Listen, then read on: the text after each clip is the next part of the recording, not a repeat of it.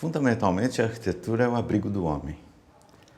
E, enquanto abrigo do homem, ela reflete e abriga a vida da sociedade naquele momento histórico, ao mesmo tempo que se remete à evolução histórica e, como boa obra de arte, prevê algo para frente. Então, ela tem um sentido reflexivo da sociedade e, ao mesmo tempo, um sentido prospectivo da sociedade. Isso que torna a arquitetura uma arte muito interessante e completa, porque muitas vezes a própria arquitetura pode indicar algum caminho de uma melhor organização de espaço para um determinado uso social. Em todo o conjunto de construções de uma cidade, todas as cidades brasileiras e no mundo, no Novo Mundo,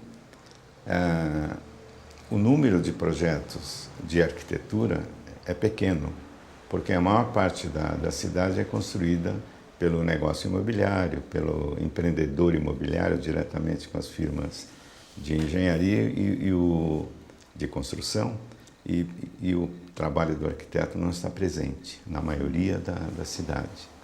Mas, portanto, a arquitetura não é tão entendida e vista pelo público nos seus bons exemplos.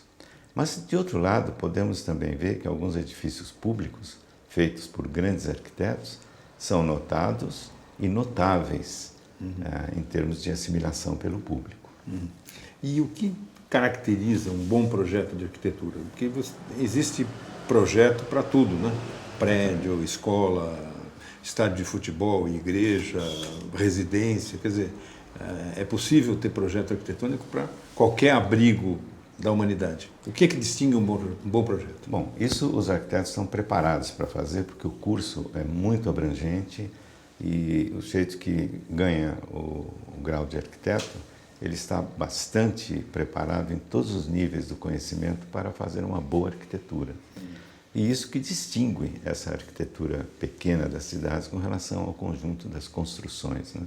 Então, nós poderíamos dizer que a cidade tem uma imensidão de construções e pouca arquitetura, poucos exemplos de arquitetura, e que são notáveis porque eles se destacam no conjunto da cidade. Um bom projeto de arquitetura atende à função, ao desejo do cliente, o diálogo com o cliente é muito importante, e de lá que o arquiteto retira a base para a sua organização espacial. Depois, um processo construtivo bastante claro, bastante econômico e, naturalmente, como final, a busca da beleza, a busca de uma estética bastante agradável. Os arquitetos brasileiros têm um talento reconhecido e de norte a sul. A arquitetura brasileira parece como samba e futebol. Ela parece que tem na alma dos arquitetos brasileiros essa qualidade, esse dom do fazer. Arquitetos do Rio Grande do Norte, do Rio Grande do Sul, de todos os rincões brasileiros têm grande qualidade. Parece que o olho do arquiteto brasileiro para fazer a arquitetura é dos melhores.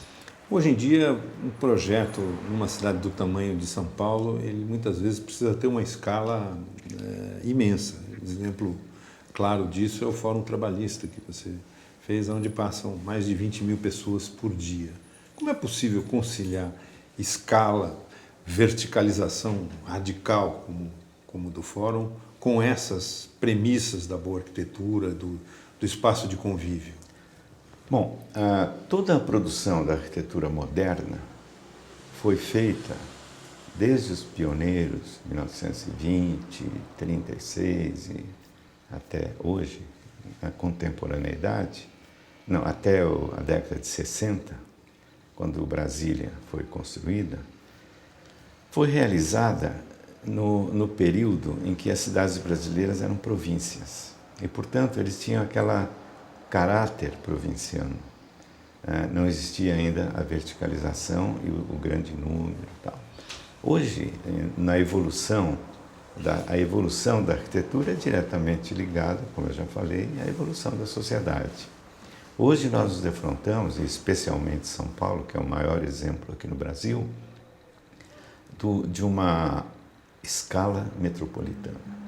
Então, o grande desafio para a arquitetura brasileira daqui para frente é considerar a escala metropolitana, que implica num grande número, num adensamento, numa verticalização e numa superposição de funções urbanas, que dá uma atividade urbana permanente que é desejável em todas as cidades. No urbanismo do modernismo inicial, a cidade era proposta em zonas, a zona industrial, a zona residencial, a zona de serviços, e o que acontecia era que uma zona ficava anti-urbanismo durante o período do dia e a outra ativa. E demandava também muito deslocamento. Muito deslocamento. Então, agora, nessa etapa metropolitana, é a grande oportunidade para se fazer uma cidade mais verticalizada em alguns pontos determinados e que as pessoas alcancem a escala medieval, a escala de andar a pé.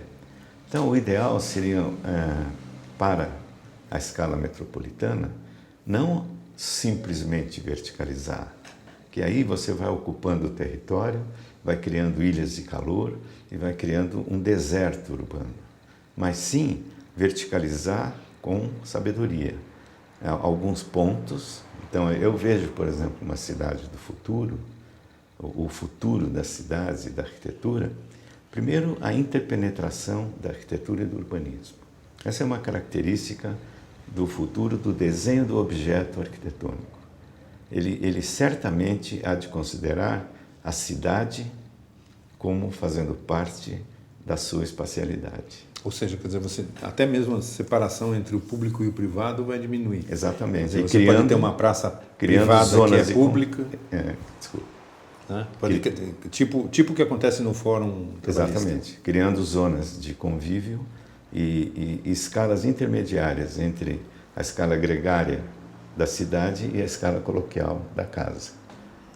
O que existe hoje nesses condomínios disseminados por aí é um rompimento entre a escala intimista da família e a relação com a cidade, quando o ideal é criar espaços intermediários de convívio, de encontro e de concórdia, de amizade, de fraternidade entre as pessoas nesses espaços intermediários entre a casa e a cidade.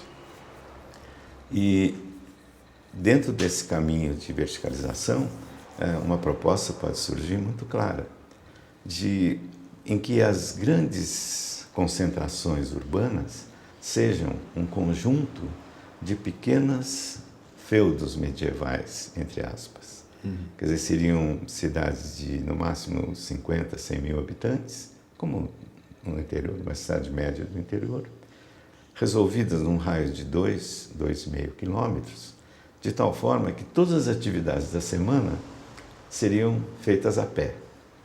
Durante a semana, você sai, vai trabalhar a pé, à noite vai ao cinema a pé, vai às compras no centrinho a pé e volta para casa a pé.